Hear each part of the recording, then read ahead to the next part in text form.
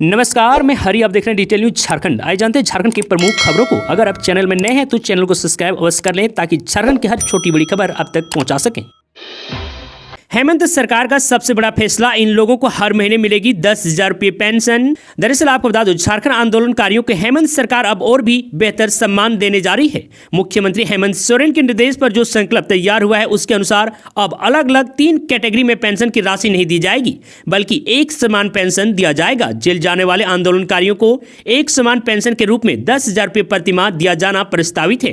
अब तक यह पेंशन 3 कैटेगरी में दिया जा रहा है। झारखंड आंदोलन के क्रम में 3 माह तक जेल में रहने वालों के लिए 3500 रुपये प्रति माह, 6 माह तक जेल में रहने वालों के लिए 5,000 रुपये प्रति माह व 6 माह से अधिक समय तक जेल में रहने वालों के लिए 7,000 रुपये प्रति माह दिया जा रहा है। राज्य सरकार इसे एक समान करने जा रही है, यानी कि अब सबको 10,000 रुपये प्रति माह मिलेगा। इतना ही नहीं, जो जेल नहीं गए हैं लेकिन झारखंड आंदोलन में शामिल रहे, उन्हें केवल प्रशस्ति पत्र व सम्मान मिलता था। अब उन्हें प्रशस्ति पत्र के अलावा 1,000 से 1,500 रुपये तक पेंशन दिए जाएंगे। आपको बता दें कि झारखंड आंदोलनकारियों को एक समान पेंशन देने संबंधित फाइल गृह विभाग के विभागीय मंत्री हेमंत सोरेन को भेजी गई है। गृह मंत्री के रूप में हेमंत सोरेन की सहमति के बाद उक्त फाइल कैबिनेट की स्वीकृति के लिए भेजी जाएगी। आपको बता दूं कि इसके बाद गृह कारा एवं आपदा प्रबंधन विभाग इससे संबंधित संकल्प जारी करेगा। संकल्प जारी होने की तिथि से उक्त नई व्यवस्था के तहत आंदोलनकारियों को सुविधा मिलने लगेगी। पशुपालन मंत्री शिल्पी नेहा तिर्की ने की घोषणा, झारखंड में अब प्रखंड स्तर पर लगेगा पशु बाजार। दरअसल आपको बता दूं, झारखंड की कृषि मंत्री, पशुपालन एवं सहकारिता मंत्री शिल्पी नेहा तिर्की ने कहा कि बहुत जल्द प्रखंड स्तर पर पशु बाजार की शुरुआत की जाएगी। इसका उद्देश्य अच्छी नस्ल की गाय या पशु उचित मूल्य पर किसानों को उपलब्ध कराना है। विभाग योजना से संबंधित कैलेंडर भी जारी करेगा। पशु बाजार में पशु की खरीद बिक्री को पारदर्शी बनाने के लिए पशु रेट चार्ट भी जारी किया जाएगा। उन्होंने मंगलवार को अपने विधानसभा क्षेत्र मांडर में निरीक्षण के दौरान ये बातें कही। आपको बता दूं, मंत्री शिल्पी नेहा तिर्की ने रांची के मांडर विधानसभा क्षेत्र करगे, मंझिला, महुआ, जारी और केम्बो में मिल्क कलेक्शन एवं चिलिंग प्लांट का निरीक्षण किया। आपको बता दूं कि निरीक्षण के दौरान किसानों ने केटल फीड के लिए मेगा दान की दर में 5 रुपए तक कमी करने की मांग दोहराई है। मंत्री विभाग के अधिकारियों से चारा काटने की मशीन को लेकर भी जानकारी ली है। उन्होंने किसानों को चारा काटने की मशीन उपलब्ध कराने की दिशा में कार्य करने का निर्देश दिया है। और वहीं आपको बता दूं, किसानों ने मंत्री शिल्पी नेहा तिर्की से गाय वितरण में अनियमितता की शिकायत की है। पशुपालन विभाग द्वारा 90% सब्सिडी पर ST, SC और विधवा को पशु देने की योजना है, जबकि सामान्य के लिए ये सब्सिडी 75% है।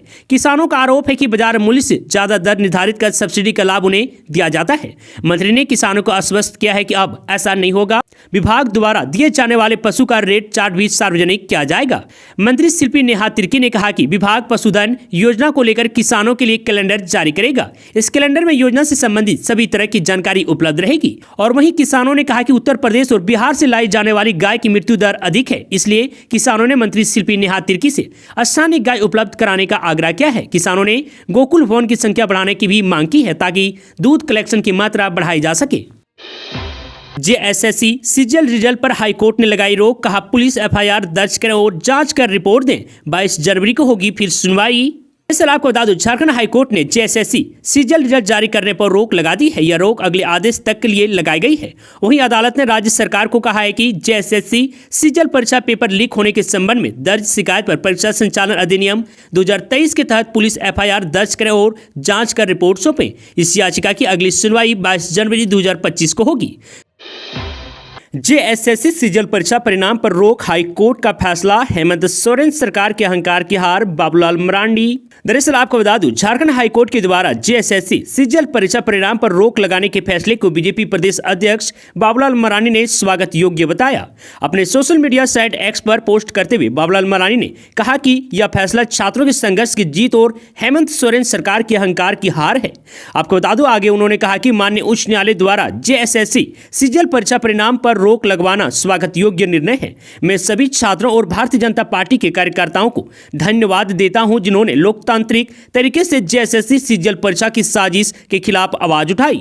और वहीं आपको बता दूं कि JSSC सीजीएल पेपर लीक प्रकरण में मुख्यमंत्री हेमंत सोरेन, सत्ताधारी नेताओं, प्रशासनिक अधिकारियों और आयोग की भूमिका संदिग्ध है। इसलिए पारदर्शी परिणाम के लिए CBI जांच बेहद जरूरी है। उम्मीद है कि माननीय उच्च न्यायालय CBI जांच का आदेश देकर छात्रों को न्याय दिलाने की पहल करेंगी। मोदी सरकार ने झारखंड की 1,36,000 करोड़ बकाया को नकारा। अब क्या करेंगे हेमंत सोरेन? दरअसल आपको बता दो, झारखंड के हेमंत सोरेन सरकार को केंद्र की मोदी सरकार ने बड़ा झटका दिया है। केंद्र सरकार ने झारखंड सरकार के 1,36,000 करोड़ रुपए बकाया वाले दावे को सिरे से नकार दिया है। इसके बाद राज्य की सियासी तापमान चढ़ने लगा है। इस मामले को लेकर मुख्यमंत्री हेमंत सोरेन ने सोशल मीडिया पर बीजेपी के सांसदों से अपील की है। उन्होंने लिखा है कि झारखंड भाजपा के सांसदों से उम्मीद है कि वे हमारे इस जायज मांग को दिलवाने के लिए अपनी आवाज अवश्य बुलंद करेंगे। झारखंड के विकास के लिए यह राशि नितांत आवश्यक है। दरअसल बिहार के सांसद पप्पू यादव ने जब झारखंड की रॉयल्टी का केंद्र सरकार पर बकाया का सवाल उठाया तो केंद्रीय वित्त राज्य मंत्री ने लिखित जवाब देते हुए कहा कि केंद्र सरकार के पास झारखंड का कोई भी बकाया लंबित नहीं है। मामले को लेकर भाजपा विधायक सीपी सिंह ने कहा कि बकाये के नाम पर हेमंत सोरेन सरकार राज्य की जनता को भ्रमित कर रही है। और वहीं उन्होंने कहा कि केंद्र को आप बताइए कि आप पर इतना बकाया है और हुआ कैसे। केंद्र सरकार जांच करेगी और फिर पैसा देगी। उन्होंने कहा कि केंद्र तो किसी का पैसा रखती नहीं है। सीपी सिंह ने बड़ा आरोप लगाते हुए कहा कि झारखंड सरकार ऐसा नहीं करेगी क्योंकि यह सिर्फ जनता को दिग्भ्रमित करना चाहती है ताकि यह विकास कार्य ना करे जैसे पिछले 5 सालों से करते आए हैं। वह इसी तरीके से दोषापूर्ण कर आने वाले 5 वर्षों को भी बर्बाद कर देंगे। झारखंड पुलिस आज से सुलझाएगी जनता की समस्याएं, 23 जिलों में होगा जन शिकायत समाधान कार्यक्रम। दरअसल आपको बता दूं, झारखंड पुलिस राज्य के सभी जिलों में 18 दिसंबर यानी कि आज से जन शिकायत समाधान कार्यक्रम आयोजित करेगी। इस कार्यक्रम का उद्देश्य आम जनता की समस्याओं को सुनकर उनका समाधान करना है। डीजीपी अनुराग गुप्ता के निर्देश पर इस कार्यक्रम की शुरुआत हुई है। आपको बता दूं कि कार्यक्रम के दौरान 18 प्रमुख मुद्दों पर जनता की शिकायतें सुनी जाएगी। आपको बता दूं उनकी मदद की जाएगी। झारखंड पुलिस मुख्यालय ने इनकी मॉनिटरिंग के लिए 23 जिलों में आईजी, डीआईजी और कमांडेंट रैंक के अधिकारियों की तैनाती किया गया है। आपको बता दूं कि ये अधिकारी यह सुनिश्चित करेंगे कि कार्यक्रम के दिशा निर्देश का सही पालन हो, शिकायतों का सही और समय पर समाधान हो, पुलिसकर्मियों के दुर्व्यवहार की शिकायतों पर कार्रवाई हो, पुलिस का व्यवहार जनता के प्रति सम्मानजनक हो। हालांकि राजधानी रांची में इस कार्यक्रम के लिए किसी अधिकारी की तैनाती नहीं की गई है। आयुष्मान योजना में बड़ा खेल, 212 अस्पतालों पर ईडी की नजर, 40 करोड़ की पेमेंट रुकी। दरअसल आपको बता दें झारखंड के 212 गैर सरकारी अस्पतालों पर अब ईडी की नजर है। इनमें राजधानी रांची के 9 अस्पताल सहित विभिन्न जिलों के अस्पताल शामिल है। आपको बता दें कि ये वो अस्पताल है जो आयुष्मान योजना में फर्जीवाड़ा कर सरकार को चुना लगा रहे हैं। ईडी की जांच आगे बढ़ने पर इन अस्पतालों पर बड़ी कार्रवाई हो सकती है। इन अस्पताल संचालक द्वारा पैसे लेकर आयुष्मान लाभुकों का इलाज करने से लेकर मरीज को भर्ती किए बिना ही आयुष्मान के तहत भुगतान ले लेने की भी शिकायत है। आपको बता दूं कि जब सरकार की ओर से संचालित 104 सेवा व अन्य जांच तंत्र के द्वारा इन अस्पतालों संचालकों द्वारा बताए गए मरीजों से बात कर उनके इलाज की जानकारी ली गई तो सभी फर्जी पाए गए। जांच के बाद इन अस्पतालों का भुगतान तो रोक दिया गया, लेकिन अभी भी इन अस्पतालों के संचालकों द्वारा आयुष्मान के नाम पर फर्जीवाड़ा जारी है। वर्तमान में राज्य में 750 सरकारी व गैर सरकारी अस्पताल आयुष्मान योजना से जुड़े हुए हैं। आपको बता दूं फर्जीवाड़े में पाए गए राज्य के 212 अस्पतालों का आयुष्मान योजना के तहत 40 करोड़ रुपए का बकाया है, जिसे लेने के लिए अस्पताल संचालकों ने क्लेम किया है। जब सरकार की ओर से किए गए जांच में फर्जीवाड़ा का मामला सामने आया तो अब इनका भुगतान रोक दिया गया है। इसके बाद इंडियन मेडिकल एसोसिएशन और हॉस्पिटल बोर्ड ऑफ इंडिया से भुगतान के लिए गुहार लगा रहे हैं। और वहीं आपको बता दूं कि तत्कालीन आयुष्मान भारत के एमडी भुवनेश्वर प्रताप सिंह के नेतृत्व में फ्रॉड डिटेक्शन में झारखंड को पहला स्थान दिया गया है। झारखंड के सरायकेला में बाइक चोरी करने वाले बड़े गिरोह का खुलासा, 70 बाइक बरामद और वहीं 4 गिरफ्तार। दरअसल आपको बता दो झारखंड की सरायकेला खारसबा जिले की पुलिस ने बाइक चोरी करने वाले एक बड़े गैंग का खुलासा किया है। गैंग के 4 लोगों को गिरफ्तार करने के साथ उनकी निशानदेही पर चोरी की 70 बाइक बरामद की गई है। सारी बाइक झारखंड के अलग अलग जिलों से चुराई गई थी। आपको बता दो सरायकेला खारसबा की पुलिस अध्यक्ष को सूचना मिली कि रांची के तमाड़ थाना क्षेत्र के कुछ लोग कुचाई बाजार से मोटरसाइकिल चुराने पहुंचे हैं। उन्होंने सूचना के आधार पर कार्रवाई के लिए विशेष छापेमारी दल गठित किया, जिसमें से 2 लोग शंकर मांझी और भूषण मछुआ को चोरी की मोटरसाइकिल के साथ गिरफ्तार किया गया है। इन दोनों से पूछताछ के दौरान पता चला कि बाइक चोरी के लिए एक गैंग बनाया गया है। गैंग के सदस्यों ने सरायकेला खारसबा सहित रांची, चाईबासा, खूंटी और जमशेदपुर जिलों के शहरी और ग्रामीण क्षेत्रों से पिछले कुछ वर्षों में 100 से अधिक बाइक चोरी की है। इनकी निशानदेही पर पुलिस ने एक साथ 39 और मोटरसाइकिल जब्त की है।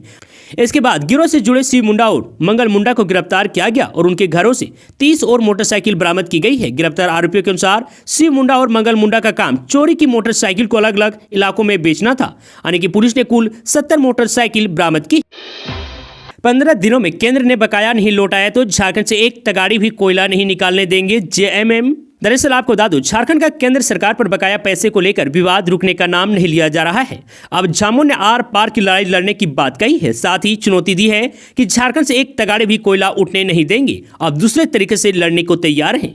कोयला मंत्री झारखंड पहुंचकर मुख्यमंत्री से मुलाकात की और राज्य का बकाया पैसा वापस करने की बात कही, लेकिन जब सदन में बकाया पैसा का सवाल पप्पू यादव ने उठाया, सवाल सदन में किया, झारखंड का बकाया पैसा कब लौटाएगा, इस पर लोकसभा में जवाब दिया कि कोई पैसा बकाया नहीं है। तथ्य को छुपाकर कोल के पैसे का जिक्र नहीं किया गया है। इस पर झामुमो ने कहा कि नाटक करना केंद्र सरकार को बंद करना होगा। कोयला हमारा, जमीन हमारी और मर्जी किसी की नहीं चलने दिया जाएगा। पहले भी कहा था कि अब आदेश जारी किया गया है। भू और राजस्व विभाग के द्वारा साफ किया गया है कि 15 दिनों में अगर इस पर कोल इंडिया जवाब नहीं देता है तो झारखंड से कोयला निकलने नहीं देंगे। लड़कियों को छेड़ने वाले फिरोज का जुलूस निकाला, लापरवाही पर 4 पुलिसकर्मी सस्पेंड, आरोपी का सांप्रदायिक तनाव फैलाने में भी हाथ। दरअसल आपको बता दूं, स्कूली छात्राओं से छेड़छाड़ मामले में गिरफ्तार अभियुक्त फिरोज अली उर्फ सुग्गा 29 वर्ष को पुलिस ने जेल भेज दिया है। जेल भेजे जाने से पहले रांची पुलिस ने मेन रोड में उसे घुमाते हुए कोर्ट में पेशी के लिए लेकर गई। इधर बच्चों से छेड़खानी मामले में आईजी ने बड़ी कार्रवाई की है और 4 पुलिसकर्मियों को लापरवाही बरतने की वजह से सस्पेंड कर दिया है। इसमें कोतवाली थाना के एएसआई सनातन हेम्ब्रम, मुंशी अविनाश कुमार और महिला थाना की एसआई उषा कुमारी और थाना स्टाफ उर्मिला कोरबा शामिल है। वहीं सिटी एसपी राजकुमार मेहता ने बताया कि फिरोज अली कब से छेड़छाड़ कर रहा है, इसके लिए संबंधित स्कूल के आसपास स्थित दुकानों की सीसीटीवी फुटेज निकाले गए हैं। उनका विश्लेषण किया जा रहा है। फिरोज से पूछताछ के लिए पुलिस जल्द रिमांड पर लेगी। इस मामले को स्पीडी ट्रायल में ले जाएगा। आपको बता दूं कि सिटी एसपी ने बताया कि फिरोज अली वर्ष 2015 में डोरंडा में हुए सांप्रदायिक तनाव मामले में भी जेल गया था। पूछताछ में फिरोज ने बताया कि वह कई स्कूल की छात्राओं के साथ छेड़छाड़ कर चुका है। पकड़ में नहीं आने से उसकी आदत लगातार बढ़ती चली गई। और वहीं फिरोज अली को 48 घंटे तक जिसने भी छिपने के लिए संरक्षण दिया, उसके विरुद्ध भी पुलिस कार्रवाई करने की तैयारी में है। कुछ लोगों के नाम भी पुलिस को मिले हैं। जेएलकेएम नेता देवेंद्र नाथ महतो को पुलिस ने किया रिलीज। जेएसएससी सीजीएल आंदोलन के दौरान किए गए थे गिरफ्तार। दरअसल आपको बता दूं, जेएसएससी सीजीएल रद्द आंदोलन में हिरासत में लिए गए जेएलकेएम नेता देवेंद्र नाथ महतो को पुलिस ने छोड़ दिया है। रांची कोतवाली थाना में बॉन्ड भरवाने के बाद देवेंद्र को छोड़ा गया है। बता दें कि सोमवार को हजारों की संख्या में छात्र जेएसएससी कार्यालय का घेराव करने पहुंचे थे, जहां छात्रों को कार्यालय से 1.5 किलोमीटर पीछे ही रोक दिया गया था। वहां पर शासन और छात्रों के बीच बात नहीं बनने के बाद पुलिस की तरफ से लाठीचार्ज किया गया था, जिसमें देवेंद्र नाथ महतो पर भी पुलिस ने लाठियां बरसाई थी। इसके बाद उन्हें हिरासत में लिया गया था। झारखंड के सीएम पहुंचे नलखेड़ा के बगलामुखी मंदिर। दर्शन करने के बाद परिवार सहित हवन भी किया। दरअसल आपको बता दूं, झारखंड के मुख्यमंत्री हेमंत सोरेन मंगलवार दोपहर करीब 12:30 बजे हेलीकॉप्टर से आगर मालवा जिला मुख्यालय की बैजनाथ महादेव मंदिर के पास बने हेलीपैड पर उतरे। यहां से कार के जरिए नलखेड़ा स्थित प्रसिद्ध मां बगलामुखी माता मंदिर पहुंचे। सीएम ने यहां दर्शन के बाद विधि विधान से पूजा अर्चना की। सीएम ने यहां दर्शन के बाद विधि विधान से पूजा किया। इसके बाद सांदीपनी गुरु के आश्रम में पत्नी के साथ हवन किया। 11 पंडितों ने मंत्रोच्चारण के साथ विशेष अनुष्ठान करवाया। हेमंत सोरेन चौथी बार मुख्यमंत्री बनने के बाद पहली बार मां बगलामुखी मंदिर पहुंचे हैं। सीएम सोरेन का मुख्य पुजारी और कांग्रेस नेताओं ने स्वागत किया। आपको बता दूं, हेमंत सोरेन ने कहा कि नलखेड़ा आकर मुझे बहुत अच्छा लगा। सोरेन ने पत्रकारों के किसी सवाल के जवाब नहीं दिए। झारखंड में शराब की दुकान खोलने को लेकर नया अपडेट। सरकार के कड़े फैसले से कंपनी के फूले हाथ और पांव। दरअसल आपको बता दूं, उत्पाद एवं मद्य निषेध विभाग में सोमवार को विभाग के मंत्री योगेंद्र प्रसाद ने सोमवार को 24 शराब कंपनियों के प्रतिनिधियों, 7 प्लेसमेंट एजेंसियों के संचालकों व विभाग के अधिकारियों के साथ समीक्षा बैठक की। बैठक में उनकी सर्वाधिक नाराजगी प्लेसमेंट एजेंसियों के विरुद्ध थी। आपको बता दूं, मंत्री ने सभी प्लेसमेंट एजेंसियों को हिदायत दी है कि 1 सप्ताह के भीतर बकाया भुगतान नहीं हुआ तो संबंधित प्लेसमेंट एजेंसी को काली सूची में डाल दिया जाएगा और उनके विरुद्ध विधि सम्मत कार्रवाई की जाएगी। बैठक में ब्रांडेड शराब नहीं मिलने का भी मामला उठा। मंत्री को कंपनियों के बारे में बताया गया कि यहां ब्रांड प्रोत्साहित करने का खेल चल रहा है, लोगों को मनचाहा ब्रांड नहीं मिल रहा है। इस पर मंत्री खास नाराज दिखे। शराब कंपनियों के प्रतिनिधियों ने कहा कि उनसे मनचाहा ब्रांड ही मांगा नहीं जाता है। आरोप प्लेसमेंट एजेंसी संचालकों पर था, जो किसी खास ब्रांड को प्रोत्साहित करने के लिए उसी ब्रांड की शराब रखें।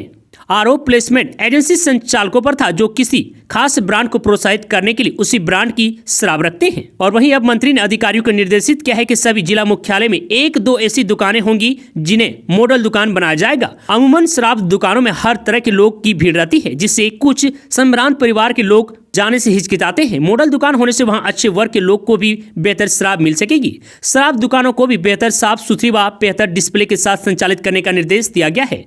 अभी अधिकतर दुकानें गोदाम की तरह दिखती है, जो सही नहीं है। मंत्री ने बैठक के बाद उत्पाद प्रयोगशाला का भी निरीक्षण किया। यहाँ तकनीशियन की भी संख्या बढ़ाई जाएगी। अवैध शराब की बरामदगी मामले में भी शराब की भी जांच कराई जाएगी। नकली या गुणवत्ता पर खरा नहीं उतरने पर दोषियों के विरुद्ध कार्रवाई की जाएगी। झारखंड के राइस मिल में रिपब्लिक ऑफ बांग्लादेश का चावल, जाने क्या है पूरा मामला। दरअसल आपको बता दूं, जामताड़ा जिला प्रशासन की टीम ने बड़ी कार्रवाई की है। जिला आपूर्ति विभाग की इस कार्रवाई से पूरे जिले में हड़कंप मच गया है, क्योंकि यहां के एक राइस मिल में कुछ ऐसा मिला है जो संदिग्ध और अवैध नजर आ रहा है। जामताड़ा जिला प्रशासन की टीम ने मंगलवार को रामेश्वरा राइस मिल नाम के एक राइस मिल में अचानक छापा मारा, जहां से भारी मात्रा में रिपब्लिक ऑफ बांग्लादेश के नाम की छपी बोरी मिली है। इन बोरियों में चावल भरे हुए पाए गए हैं। कार्रवाई करने गई टीम भी रिपब्लिक ऑफ बांग्लादेश की छपी बोरी और बांग्लादेशी बोरी में पैक चावल को देखकर दंग रह गई है। इस कार्रवाई में हुए खुलासे से इलाके में हड़कंप मच गया है। आपको बता दूं कि जिला आपूर्ति विभाग की टीम ने राइस मिल में छापेमारी के दौरान एक पिकअप वैन को पकड़ा है। इस वैन में चावल की कई बोरियां थी जो अवैध रूप से ली गई थी। अधिकारियों के राइस मिल द्वारा किसी भी तरह की कोई कागजात चावल संबंध में नहीं प्रस्तुत किया गया है। इसके बाद प्रशासन की टीम ने चावल लदे पिकअप वैन को अवैध करार देते हुए पुलिस के हवाले कर दिया है। और वहीं प्रशासन द्वारा की गई कार्यवाही से राइस मिल के मालिक आक्रोशित नजर आए हैं। राइस मिल के मालिक संजय परशुराम ने अपने मिल में पाए गए बांग्लादेशी बोरी और पीडीएस के सरकारी चावल को लेकर सफाई दी है। उन्होंने कहा कि सरकारी नीलामी के तहत उन्होंने पीडीएस के चावल लिए थे। उनके मिल में बांग्लादेशी बोरी को लेकर कहा कि पश्चिम बंगाल के मिलर द्वारा बांग्लादेश भेजने के लिए चावल खरीदा था, इसमें कुछ बोरी बच गई। वहीं राइस मिल में बांग्लादेशी नाम की बोरी में भरे चावल को लेकर जवाब देने में असमर्थ रहे। रांची में जल्द दौड़ेगी ई बसें, नगर विकास मंत्री ने की बैठक। विधानसभा के पास 4 लेन सड़क निर्माण का प्रस्ताव रखा। दरअसल आपको बता दूं, नगर विकास एवं आवास मंत्री सुदीप कुमार ने राजधानी रांची को प्रदूषण मुक्त और व्यवस्थित बनाने के निर्देश दिए हैं। उन्होंने कहा कि शहर में हर हाल में ई बस सेवा संचालन शुरू किया जाए, ताकि लोगों को हर 5 मिनट पर बस की सुविधा मिल सके।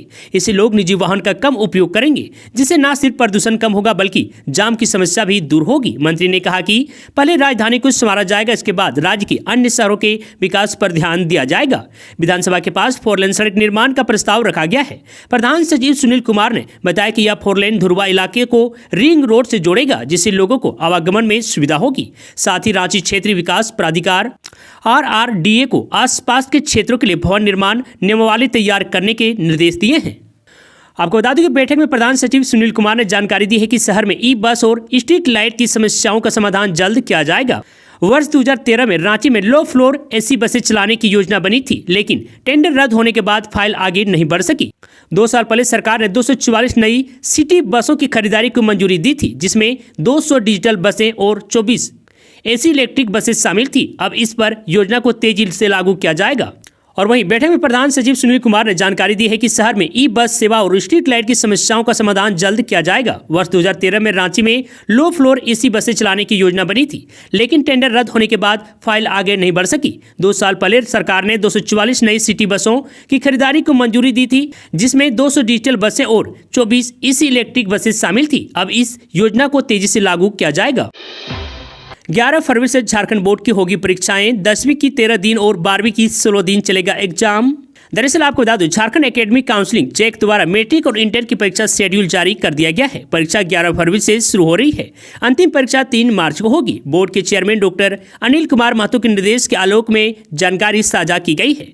आपको बता दूं कि फर्स्ट सेटिंग में मैट्रिक की परीक्षा सुबह 9:45 से दिन के 1 बजे तक आयोजित की जाएगी। वहीं सेकेंड सीटिंग में इंटर की परीक्षा दिन के 2 बजे से शाम के 5:15 तक आयोजित की जाएगी। 26 जनवरी के संबंधित स्कूल कॉलेज के प्रिंसिपल जैक की वेबसाइट www.jack.jharkhand.government.in से डाउनलोड कर सकते हैं। शेड्यूल के अनुसार पहले मैट्रिक और इंटर वोकेशनल परीक्षा आयोजित की जाएगी। 10वीं की परीक्षा 13 दिन आयोजित की जाएगी, जबकि 12वीं की परीक्षा 16 दिन होगी।